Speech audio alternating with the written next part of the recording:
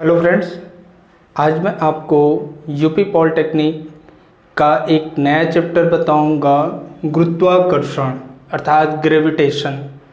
गुरुत्वाकर्षण जो चैप्टर है वो क्लास 9th और क्लास 11th के लिए भी बहुत इम्पॉर्टेंट है, अतः आप इस वीडियो को बहुत ध्यान से देखिएगा। गुरुत्वाकर्षण जो है वो दो शब्दों से मिलकर बना हुआ है, गुरुत्व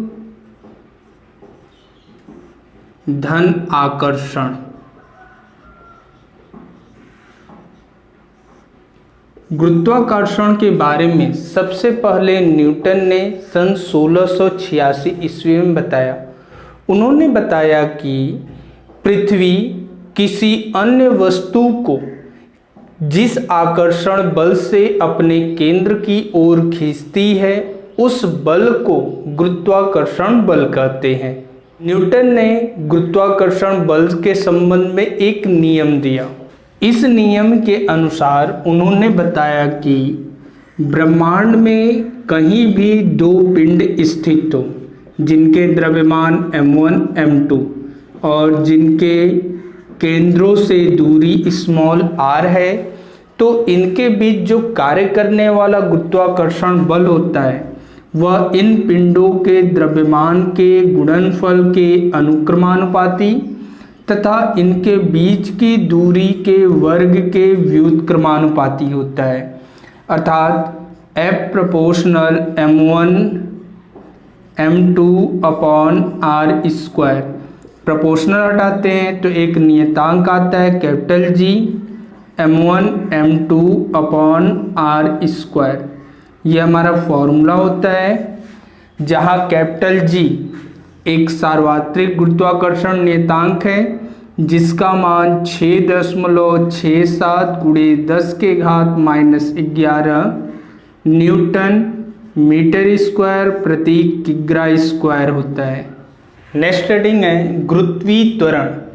अब गुरुत्वीय त्वरण क्या होता है? जब किसी पिंड को स्वतंत्रता पूर्वक छोड़ा जाता है तो पृथ्वी के गुरुत्वीय बल के प्रभाव के कारण पिंड जिस त्वरण से गति करता है उसे गुरुत्वीय त्वरण कहते हैं। गुरुत्वीय त्वरण को स्मॉल g से प्रदर्शित करते हैं। पृथ्वी के लिए जो स्मॉल g का मान होता है वह 9.8 मीटर प्रति सेकंड स्क्वायर या 10 मीटर प्रति सेकंड स्क्वायर MKS पद्धति में होता है, जबकि CGS पद्धति में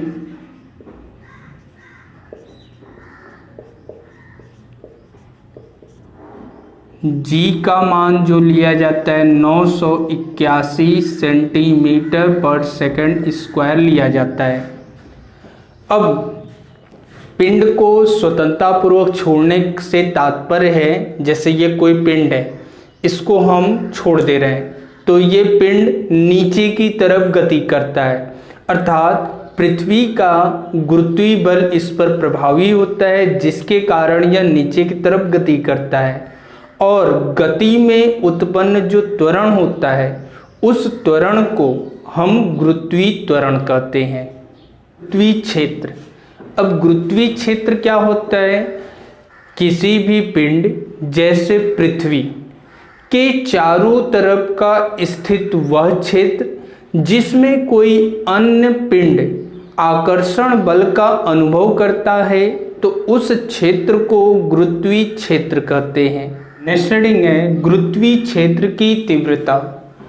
गुरुत्वीय क्षेत्र की तीव्रता की जो परिभाषा होती है, किसी गुरुत्वीय क्षेत्र में स्थित एकांक द्रव्यमान के पिंड पर कार्य करने वाला जो गुरुत्वाकर्षण बल होता है उसे हम गुरुत्वीय क्षेत्र की तीव्रता कहते हैं।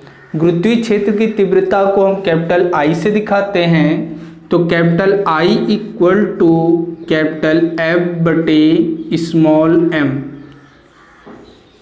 इसका मात्रक न्यूटन प्रति किग्रा होता है। गुरुत्वीय विभव क्या होता है? किसी एकांक द्रव्यमान के पिंड को अनंत से गुरुत्वीय क्षेत्र के भीतर लाने में जो किया गया कार्य होता है उसे गुरुत्वीय विभव कहते हैं। गुरुत्वीय विभव को हम कैपिटल V से प्रदर्शित करते हैं। Capital V equal to W/m। इसका जो मात्रक होता है वो जूल प्रति किग्रा। गुरुत्वीय विभवांतर क्या होता है? किसी गुरुत्वीय क्षेत्र के भीतर एकांक द्रव्यमान के पिंड को एक बिंदु से दूसरे बिंदु तक ले जाने में जो किया गया कार्य होता है उसे गुरुत्वीय विभवांतर कहते हैं। गुरुत्वीय विभवांतर जो होता है VA minus VB equal to W/m के बराबर होता है। इसका भी मात्रक जूल प्रति किग्रा होता है। नेक्स्ट हेडिंग है गुरुत्वीय स्थितिज ऊर्जा। गुरुत्वीय स्थितिज ऊर्जा क्या होता है?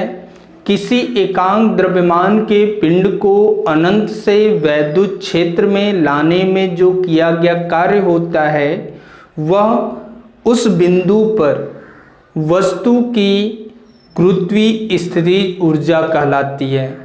गुरुत्वीय स्थितिज ऊर्जा जो होता है वह सदैव ऋणात्मक होता है, जिसका सूत्र हमारा होता है U equal to minus capital G m1 m2 upon R। ये हमारा फॉर्मूला होता है। नेक्स्ट हेडिंग है गुरुत्वीय त्वरण स्मॉल g तथा सार्वत्रिक गुरुत्वाकर्षण नियतांक कैपिटल G में संबंध। कोई स्मॉल m द्रव्यमान का पिंड है जो पृथ्वी के तल पर स्थित है। पृथ्वी का द्रव्यमान कैपिटल ME, पिंड का द्रव्यमान स्मॉल m, पृथ्वी की त्रिज्या कैपिटल RE हो तो जब यह पिंड पृथ्वी पर स्थित रहेगा तो इस पर जो लगने वाला भार F इक्वल टू mg के बराबर होगा। अब चूंकि ये पिंड पृथ्वी पर है तो इन दोनों के बीच कार्य करने वाला गुरुत्वाकर्षण बल capital F equal to capital G capital ME small m upon capital RE square. अब दोनों का LHS सेम है तो RHS भी बराबर होगा, अतः स्मॉल mg बराबर capital G ME small m बटे RE स्क्वायर। स्मॉल m से स्मॉल m कैंसिल हो जाता है तो small g equal to capital G ME upon RE square मिलता है, जो कि हमारा सूत्र है। नेक्स्ट हेडिंग है ग्रहों की गति संबंधी केपलर के नियम। केपलर ने ग्रहों की गति के संबंध में 3 नियम दिए। प्रथम नियम,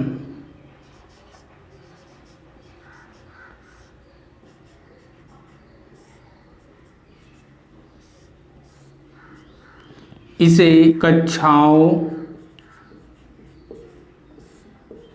का नियम भी कहते हैं। इस नियम के अनुसार सभी ग्रह सूर्य के चारों तरफ एक दीर्घवृत्ताकार कक्षा में गति करते हैं तथा सूर्य उस दीर्घवृत्त के किसी एक फोकस पर स्थित होता है। अब दीर्घवृत्त क्या होता है? जैसे कोई अंडाकार शेप, अंडाकार आकृति को दीर्घवृत्त कहते हैं, जिसमें 2 अक्ष होते हैं। इसे हम लघु अक्ष कहते हैं और ये हमारा दीर्घ अक्ष होता है।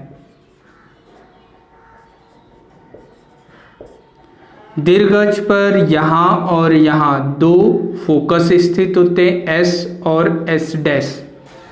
तो कोई भी ग्रह जो है वह सूर्य के चारों तरफ दीर्घवृत्ताकार कक्षा में गति करेगा तथा सूर्य चाहे यहाँ स्थित हो चाहे यहाँ स्थित हो, यानी किसी एक फोकस पर स्थित होता है।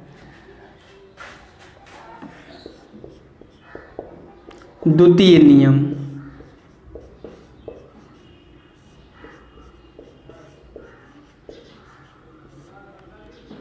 इसे क्षेत्रफली चाल का नियम भी कहते हैं।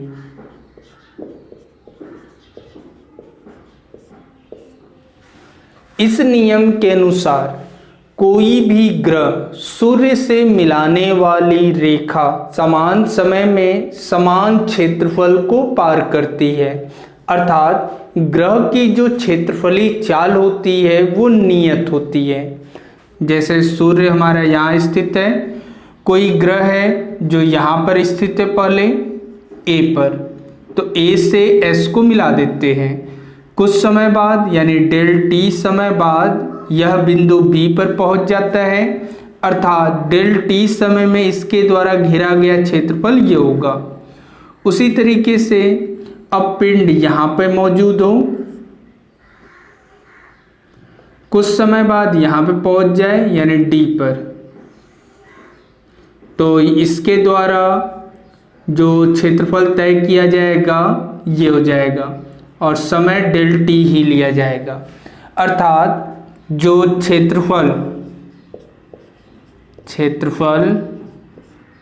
ए एस बी बटे डेल टी बराबर जो होगा क्षेत्रफल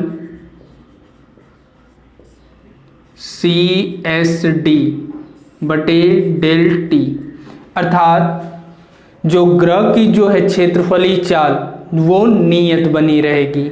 अब तीसरा नियम, तृतीय नियम,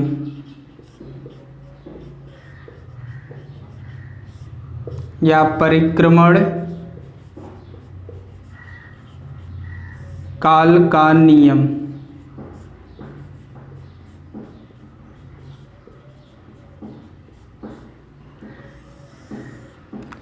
इस नियम के अनुसार किसी भी ग्रह द्वारा सूर्य का एक चक्कर पूरा करने में जो लगा समय अर्थात परिक्रमण काल कैपिटल टी होता है, उसका वर्ग उस दीर्घ वृत्त के अर्ध दीर्घ अक्ष के तृतीय घात के अनुक्रमानुपाती होता है, अर्थात ग्रह द्वारा एक चक्कर पूरा करने में जो लगा समय है उसका वर्ग कर दें। जो दीर्घवृत्त है उसके दीर्घ अक्ष को हम 2a से दिखाते हैं, 2a का आधा यानी a हो जाएगा, a के तृतीय घात के अनुक्रमानुपाती होता है, अर्थात T square proportional a cube. यही केपलर के ग्रहों की गति के संबंध में 3 नियम है। नेक्स्ट हेडिंग है उपग्रह। उपग्रह क्या होता है? वे आकाशीय पिंड जो पृथ्वी के चारों तरफ एक निश्चित कक्षा में गति करते हैं उन्हें उपग्रह कहते हैं। उपग्रह जो होते हैं मुख्यतः 2 प्रकार के होते हैं, पहला प्राकृतिक उपग्रह, दूसरा कृत्रिम उपग्रह। प्राकृतिक उपग्रह ये वे आकाशीय पिंड होते हैं जिनका निर्माण प्रकृति के द्वारा हुआ है, जैसे चंद्रमा, तो इसे प्राकृतिक उपग्रह कहते हैं। दूसरा कृत्रिम उपग्रह, वे आकाशीय पिंड जिनका निर्माण मनुष्यों के द्वारा किया जाता है तथा इसे पृथ्वी से 100 किलोमीटर ऊपर भेजकर उसे 8 किलोमीटर प्रति सेकंड का क्षैतिज वेग दे दें तो वह पृथ्वी के चारों तरफ एक निश्चित कक्षा में गति करेगा, तो ऐसे उपग्रह को कृत्रिम उपग्रह कहते हैं। जैसे आपका आर्यभट्ट, अग्नि 5, बहुत सारे एग्जाम्पल हैं। कृत्रिम उपग्रह के उपयोग।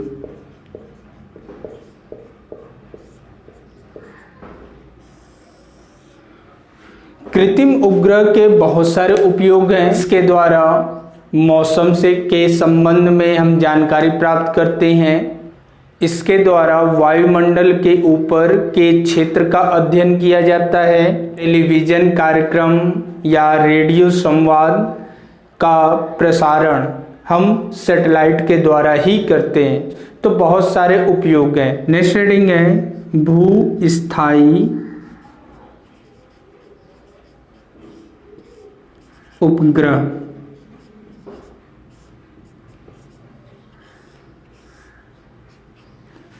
ये भी एक कृत्रिम उपग्रह ही होता है, किंतु यह पृथ्वी के ही सापेक्ष गति करता है, अर्थात यह पृथ्वी के सापेक्ष स्थिर होता है।